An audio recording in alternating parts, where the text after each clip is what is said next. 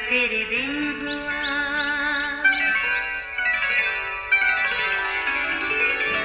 نیا پھر دن ہوا، پرانی رات کا کرے سو شکر ہم خدا کی ذات کا، خدا کی ذات کا نیا پھر دن ہوا۔ آج کی آیت، کیونکہ خدا کا کلام زندہ اور مؤثر اور ہر ایک دو دھاری تلوار سے زیادہ تیز ہے، اور جان اور روح اور بند اور گودے کو جدا کر کے گزر جاتا ہے اور دل کے خیالوں اور ارادوں کو جانچتا ہے۔ عبرانیوں 4:12 آیت۔ عزیزو، ایک شخص اپنی تیز مزاجی کے لیے مشہور تھا۔ ایک دن سردیوں کے موسم میں صبح کام پر جاتے وقت وہ اپنی گاڑی سٹارٹ کر رہا تھا، مگر گاڑی تھی کہ سٹارٹ نہ ہونے کی ضد میں بیٹھی تھی۔ اس نے رینچ نکالا، بونٹ اٹھایا اور ایک پرزے کو درست کرنے لگا۔ اسے لگا گاڑی نہ سٹارٹ ہونے کی وجہ یہ ایک پرزا ہی ہے۔ اس نے کئی جتن کیے مگر انجن سٹارٹ ہونا تھا اور نہ ہی ہوا۔ آخر کار وہ چند قدم پیچھے ہٹا اور پوری قوت سے رینچ کو انجن پر دے مارا۔ انجن تو اس طرح بھی سٹارٹ نہ ہوا، البتہ اس کی گرم مزاجی سے انجن کو سخت نقصان ہوا اور پھر اچھے خاصے پیسے لگا کر گاڑی کی مرمت کروانا پڑی۔ عزیزو، یہ تیز مزاج شخص صرف خدا کو جانتا تھا مگر خدا کو مانتا نہیں تھا۔ پھر جب اس نے یسوع کو اپنا شخصی نجات دہندہ قبول کیا تو اس کی طبیعت میں ناقابل یقین تبدیلی آئی۔ جب کبھی اسے غصہ آتا، خدا کا روح اسے خود پر ضبط کرنے کی توفیق عطا کرتا۔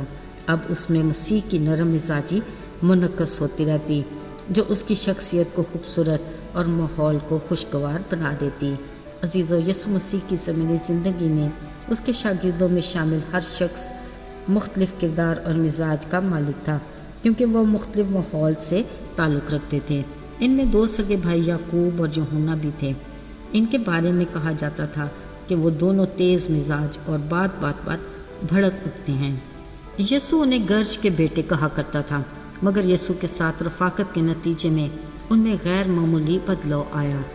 ان پر یسوع کی تعلیم اور کلام کا اس قدر اثر ہوا کہ یوحنا محبت کا رسول کہلایا اور یعقوب بھی راست بازی کی خاطر خوشی سے دکھ اٹھا کر شہید ہوا۔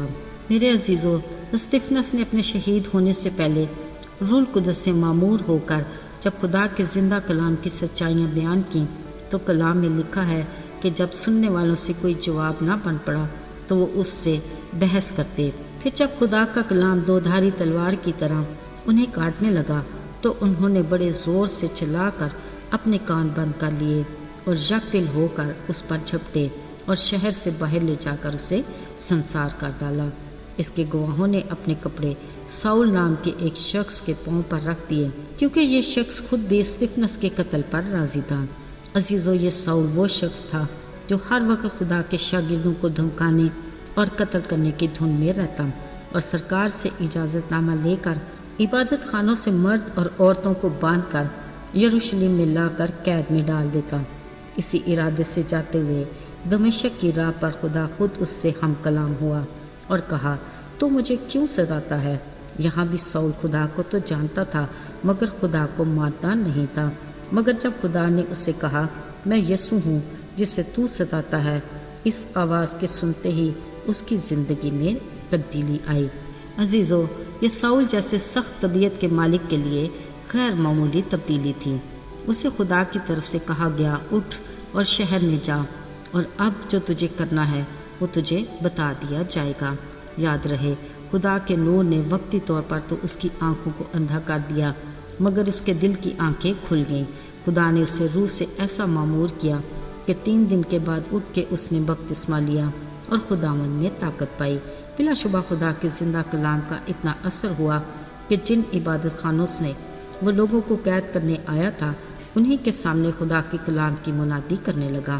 خدا کے زندہ اور مؤثر کلام نے اسے ایسا تبدیل کیا جو دیکھنے والوں کے لیے حیران کن اور ناقابل یقین تھا، لیکن خدا نے اس کے لیے پلان کر رکھا تھا۔ خدا اسے بادشاہی کی خوشخبری کی بڑی ذمہ داری دینا چاہتا تھا اور اسے بھرپور طریقے سے اپنے نام کے جلال کے لیے استعمال کرنا چاہتا تھا۔ عزیزو، خدا اپنے پلان کے مطابق ہر چنیدہ شخص پر اپنے چہرے کے نور کو جلوہ گر فرما کر اپنے کلام سے ان کی زندگیوں کا رخ اپنی طرف موڑ لیتا ہے۔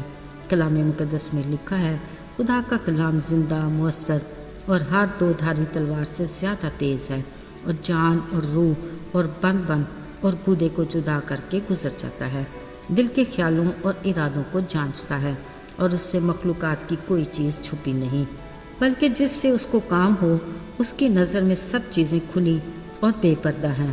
میرے عزیزو، کیا کوئی اس کی نظر سے اوجھل رہ سکتا ہے؟ کیا جسے وہ اپنے کلام کے لیے استعمال کرنا چاہتا ہے وہ بچ سکتا ہے؟ یہ مشکل نہیں، ناممکن بھی ہے۔ میرے عزیزو، آج بھی اس کی نگاہ ہر بشر پر ہے۔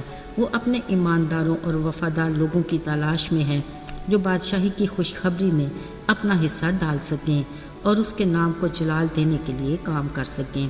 کوئی کیسی شخصیت کا مالک ہے یا اس کا اخلاق، مزاج اور کردار کیسا ہے، اس سے اسے کوئی سروکار نہیں۔ وہ دلوں کو جانتا اور روح کو پرکھ لیتا ہے۔ کوئی بھی چیز اس سے چھپی نہیں۔ وہ اپنے زندہ کلام سے زندگیوں کو تبدیل کر کے اپنی مرضی کے مطابق ڈھالنے کی قدرت رکھتا ہے۔ یاد رہے، وہ اپنی ذات میں با کمال اور لازوال ہے، اس جیسا کہیں بھی نہیں۔ بلا شبہ اس کی ذات بے مثال ہے۔ اس کی تعریف ہو اور اس کے نام کو جلال ملے، آمین۔ آئیے دعا کریں۔ اے ہمارے باپ، تو جو آسمان پر ہے، تیرا نام پاک مانا جائے، تیری بادشاہی آئے اور تیری مرضی جیسے آسمان پر پوری ہوتی ہے زمین پر بھی ہو۔ اے باپ، ہمیں اپنی بادشاہی کی خوشخبری کے لیے، اپنے نام کی گواہی کے لیے تیار کر اور توفیق عطا کر کہ ہماری زندگیوں میں تیری مرضی پوری ہو، تاکہ ہم تیری نظر میں مقبول ہوں۔ یسوع کے مبارک اور جلالی نام میں، آمین۔